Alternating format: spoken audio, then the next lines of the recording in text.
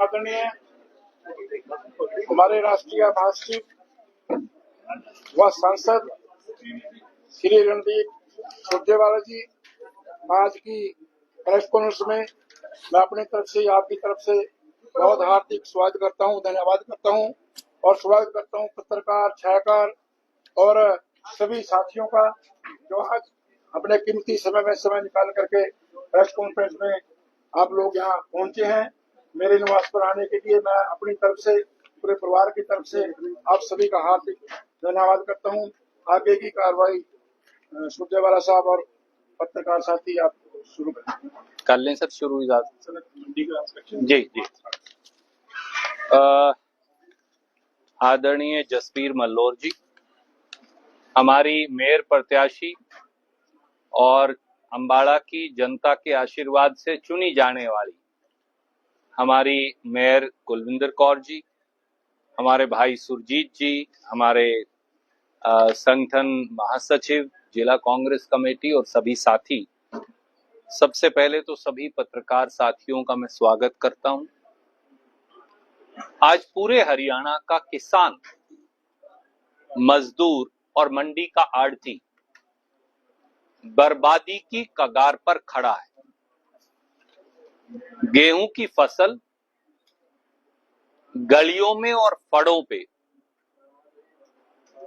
हरियाणवी में जैसा कहते हैं रुल रही है।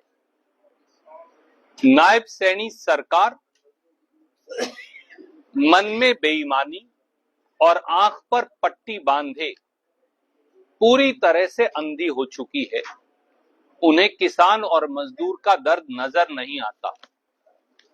असली में 4 लाइनों में इस पूरी बात का सार भी है कि हरियाणा में भाजपाई ठगी से भयंकर मुसीबत में किसान, सर्वर डाउन, पोर्टल में गड़बड़ी, अंगूठों का नहीं हो रहा मिलान और न खरीदी, न बारदाना और न ही फसल बिक्री का भुगतान।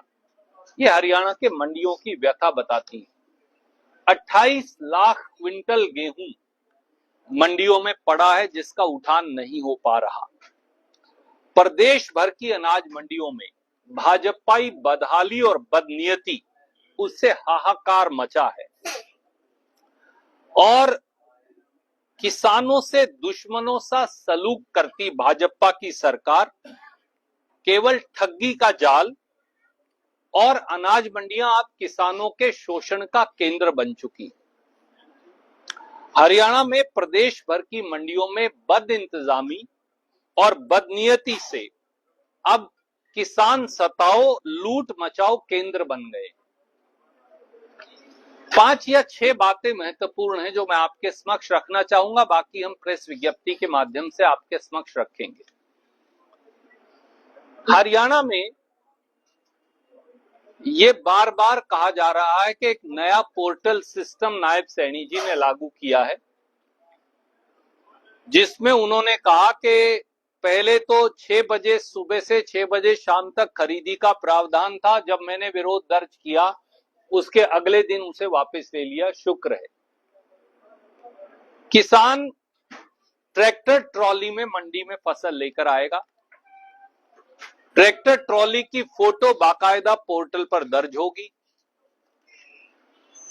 किसान का अंगूठा वहां लगाया जाएगा। किसान या उसके 3 नुमाइंदों में से अंगूठा लगने पर ही एंट्री पास जारी होगा। उसके बाद फसल के खरीद की प्रक्रिया शुरू होगी। नतीजा क्या हुआ? आज लगभग 15 से 16 दिन बीत गए, फसल की खरीदी शुरू हुए। गेहूं और सरसों, रबी की जो फसलों की खरीद है, जिसमें मुख्यतः हमारे यहाँ 2 ही हैं, मुख्यतः गेहूं है, कुछ हिस्से में सरसों है। गेहूं और सरसों दोनों बुरी तरह से पिटी। 80% से अधिक गेहूं और सरसों की फसल एमएसपी पर बिकी ही नहीं। पहली बात, किसान को नमी का बहाना करके, किसान को लस्टर लॉस यानी दाने की चमक या काला दाना पड़ने का बहाना करके किसान को एमएसपी फसल का दिया ही नहीं गया। दूसरा, 3 बार बारिश आई, ओले पड़े, आंधी चली, या खेत के अंदर किसान की फसल खराब हो गई, या मंडी में आने के बाद खराब हो गई। एक फूटी कोड़ी मुआवजा पिछली बाढ़ का नहीं मिला आज तक। एक फूटी कोड़ी मुआवजा या विशेष गिरदावरी इस बारिश, ओले और आंधी से नुकसान का नहीं किया गया। नंबर 3, फसल खरीद के 12 दिन तक कोई रिलैक्सेशन परचेज नॉर्म्स में, खरीदी नॉर्म्स में नहीं दी गई। 12 दिन बाद जो रिलैक्सेशन आई भी है, मुश्किल से उसे अगर मैं ये कहूं कि वो न के बराबर है, जो रिलैक्सेशन आई भी है उसका फायदा भी खरीद एजेंसियों ने किसान को नहीं दिया। जो फसल 12 दिन में बिक गई, जो 50% से ज्यादा है, उसके फॉर्म जे के आधार पर किसान को फायदा कब मिलेगा? क्या एक फूटी कोड़ी भी डिफरेंस की, यानी जो एमएसपी से कम बिक्री हुई और अगर रिलैक्सेशन नॉर्म्स लागू हो जाते तो नहीं होती, क्या एक फूटी कोड़ी भी कीमत के डिफरेंस की किसान को दी गई? दी है तो नायब सैनी जी बता दें, जो वो सजा कहेंगे हम जिम्मेवार, नहीं तो वो जिम्मेवार। नंबर 4, आप कहते हैं कि ट्रैक्टर ट्रॉली में फसल लेकर आओ। क्या नायब सैनी जी ये जानते हैं कि हरियाणा में ट्रैक्टर ट्रॉली के कमर्शियल इस्तेमाल की इजाजत ही नहीं है? तो अगर मैं फसल की ढुलाई करूं, मैं ट्रैक्टर ट्रॉली का खुद भी मालिक हूं, तो मेरा चालान हो जाएगा, मैं ढुलाई कर ही नहीं सकता। हर किसान के पास ट्रैक्टर ट्रॉली है नहीं कि वो अपनी फसल ला सके, नेचुरली उसे किराए पे करनी पड़ेगी, किराए पे आप कर नहीं सकते। तो आपका पहला नॉर्म ही गलत है। फिर आपको गेहूं खरीदनी है या ट्रैक्टर ट्रॉली खरीदना है? मैं तो ट्रैक्टर ट्रॉली में नहीं लाऊंगा, मैं तो हाथी में लाऊंगा, मैं तो 4 व्हीलर में लाऊंगा, मैं तो कैंटर में लेकर आऊंगा, मैं तो ट्रक में लाऊंगा, मैं तो अपने सर पर लाऊंगा उठाकर। आपको क्या तकलीफ है इस बात की सैनी साहब? आप ये नॉर्म कैसे लगा सकते हैं कि ट्रैक्टर ट्रॉली में फसल लेकर आओ? आप गेहूं की फसल खरीद रहे हैं या ट्रैक्टर ट्रॉली खरीद रहे हैं? ये कैसा बेवकूफाना तुगलकी फरमान है? तीसरा, क्या बीजेपी की सरकार ये नहीं जानती कि जो मजदूर है, क्योंकि किसान का नुमाइंदा कौन आएगा? या किसान खुद आएगा या उसके साथ काम करने वाला मजदूर आएगा। मेहनत की वजह से उनके अंगूठे की लाइनें मिट जाती। ये प्रॉब्लम पेंशन में भी आती है गांव में हर रोज। और हाथ से काम करने वाले व्यक्ति का एक तो हाथ ही साफ नहीं हो सकता, क्योंकि उसका हाथ फटा हुआ होगा, मेहनत करने से कटा हुआ होगा। वो नहीं भी होगा तो उसके हाथ की लाइनें लगभग मिट जाती हैं, उसका अंगूठा कभी कामयाब नहीं हो सकता। तो ऐसे में जब आपको ये बात की मालूम है, जानकारी है कि किसान के अंगूठा या उसके नुमाइंदे मजदूर का अंगूठा काम पूरा कर नहीं सकता, तो आपने ये शर्त क्यों लगा रखी है? चौथा, जब आपका पोर्टल काम ही नहीं करता, अगर मैं ट्रैक्टर ट्रॉली में ले भी आऊं, ट्रैक्टर ट्रॉली की फोटो अपलोड भी कर दूं, अगर मैं अपना अंगूठा भी सही लगा दूं, तो आपका पोर्टल काम नहीं कर रहा, सर्वर डाउन है। उसके लिए किसान क्यों जिम्मेवार हो? कई किलोमीटर लंबी लाइनें आपने अंबाड़ा में देखी, यही नारायणगढ़, यही साहा, यही यमुनानगर, यही कैथल, यही कुरुक्षेत्र, यही फतेहाबाद, यही सरसा, पूरे हरियाणा की यही हालत है। इसके लिए कौन जिम्मेवार है? और जब आप ये कहते हैं नरेंद्र मोदी जी और मुख्यमंत्री जी, जैसा मैंने शुरुआत की कि किसान अपनी फसल कहीं भी बेच सकता है पूरे हिंदुस्तान में, कोई पाबंदी नहीं, या तो वो झूठ है आप जो बोल रहे हैं, या ये झूठ है। तो फिर सर्वर और पोर्टल की शर्त क्यों है? मैं तो मेरी फसल यहां से ले जाकर सरसा मंडी में बेचूंगा, मैं तो जाकर पटियाला वाली मंडी में बेच कर आऊंगा, आपको क्या तकलीफ है? तो मेरा तो वहां पोर्टल पे फिर चलेगा नहीं। पटियाला का किसान आकर अंबाड़ा में बेचेगा। आप कह रहे हो किसान कहीं भी बेच सकता है, कहते हैं ना, मोदी जी भी कहते हैं, मुख्यमंत्री भी कहते हैं, पूरे हिंदुस्तान में आप मद्रास जाके अपनी फसल बेचो। तो हम कैसे बेचेंगे? तो कौन सी बात झूठ बोलते हो आप? नतीजा ये है कि 28 लाख क्विंटल गेहूं आज सड़कों पर पड़ी है, आज चट्टों पर पड़ी है, जिसे हम चट्टे खड़ी बोली में कह देते हैं।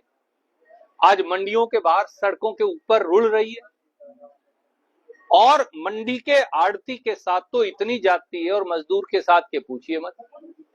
पहले उसे बारदाना नहीं दिया आपने, किसान उससे लड़ाई कर रहा है कि बारदाना दे। वो कहां से लाए बारदाना जब सरकार ने खरीदा ही नहीं? आपने 2 महीने पहले बारदाना क्यों नहीं खरीदा? और आपने पटसन यानी जूट के बैग्स क्यों नहीं खरीदे जो ज्यादा पक्के होते हैं? और अगर आपने HDPE की वूवन बैग्स, जिसको हम प्लास्टिक बैग कह देते हैं, खड़ी बोली में ही खरीदने थे, तो आपने उसके माइक्रोग्राम्स बढ़ाए क्यों नहीं? आज वो बैग ऐसा है कि अगर आप उसे ऐसे करके देखें तो दूसरी तरफ से मुझे भाई साहब की शक्ल नजर आती है। आप शीशे की तरह पारदर्शी है वो कितने दिन चलेगा? वो गोदाम में जाने के बाद 15 दिन के अंदर खत्म। फिर आप कहेंगे 5,000 करोड़ की गेहूं खराब हो गई। ये लूटने का एक और धंधा है आपका। मैं कह रहा हूं, इल्जाम लगाता हूं नायब सैनी जी पर कि ये लूट का एक और नया धंधा है, ये बैग्स खरीद जो है। आपको अगर प्लास्टिक बैग भी देने हैं तो उसका इतना हेवी माइक्रोग्राम रखिए।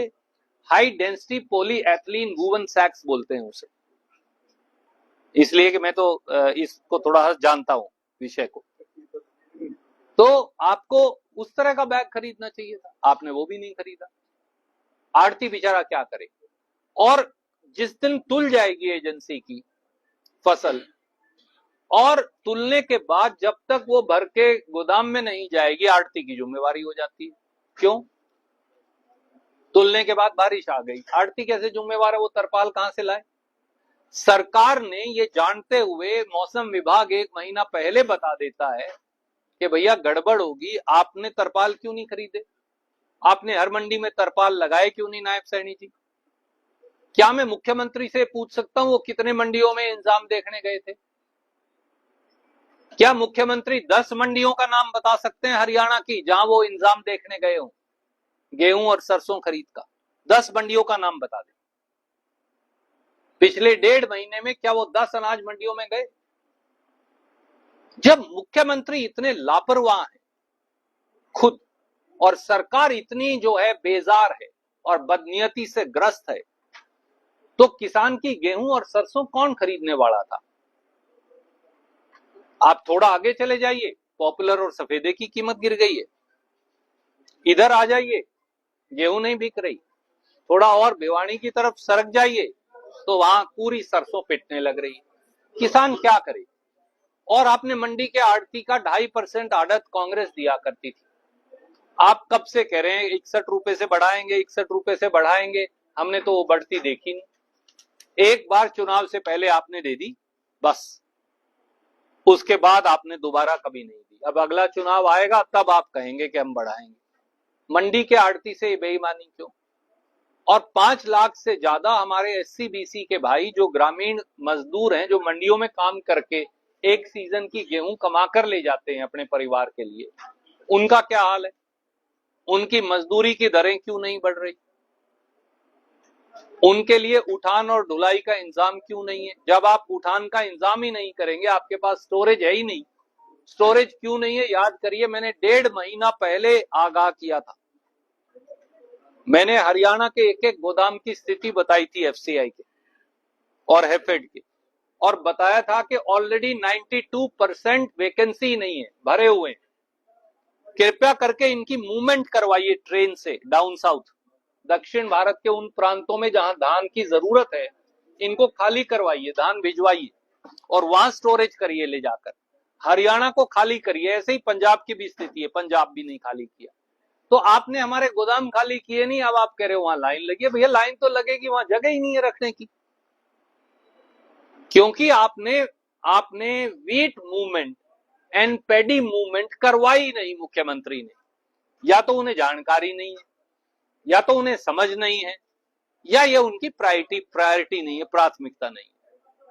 अगर आप गेहूं के सीजन से 2 महीने पहले, महीना पहले गोदाम खाली नहीं करेंगे, महीना पहले क्यों जरूरत है? उसके बाद नीचे सुरसी, चूहा, पेस्ट और दूसरे होते हैं, उसको साफ करना है। सफाई करवाना है, फ्यूमिगेशन करनी है और फिर उसको पेस्टिसाइड रहित बनाना है, क्लीन करना है, फिर जाके उस पे स्टोरेज होगा। ये नहीं कि मैं आज उठाऊं ले गया, अरे भैया नीचे तो सुरसी लगी हुई है, तो जो फसल रखोगे उसमें फिर सुरसी लग जानी, तो फ्यूमिगेशन करवानी पड़ती है बाकायदा। इतना बेसिक जानकारी तो सरकार को होनी चाहिए। सच बात यह है कि इनमें से कुछ भी नहीं है, इसलिए आज किसान जो है वो पिट रहा है और आड़ती और मजदूर जो है खेत मजदूर के साथ साथ मंडी मजदूर वो तकलीफ में है। कोई बात नहीं, चल पड़ेगी भैया, कोई समस्या नहीं है।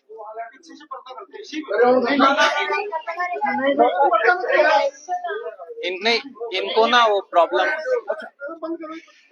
हाँ इनको आप उसकी बात मत मान, वो पहलवान है, उसको नहीं। तो इसलिए हम सबका केवल ये कहना है, मंडियों में जाने का, किसानों से बात करने का, आड़तियों और मंडी मजदूरों से बात करने का और आप सबसे भी बात करने का एक प्रयत्न अलग जगाने का है। कांग्रेस की विपक्ष के तौर पर यह जिम्मेवारी है और हम उस जिम्मेवारी का निर्वहन कर रहे हैं। कोई भी प्रश्न आप पूछना चाहें तो स्वागत है।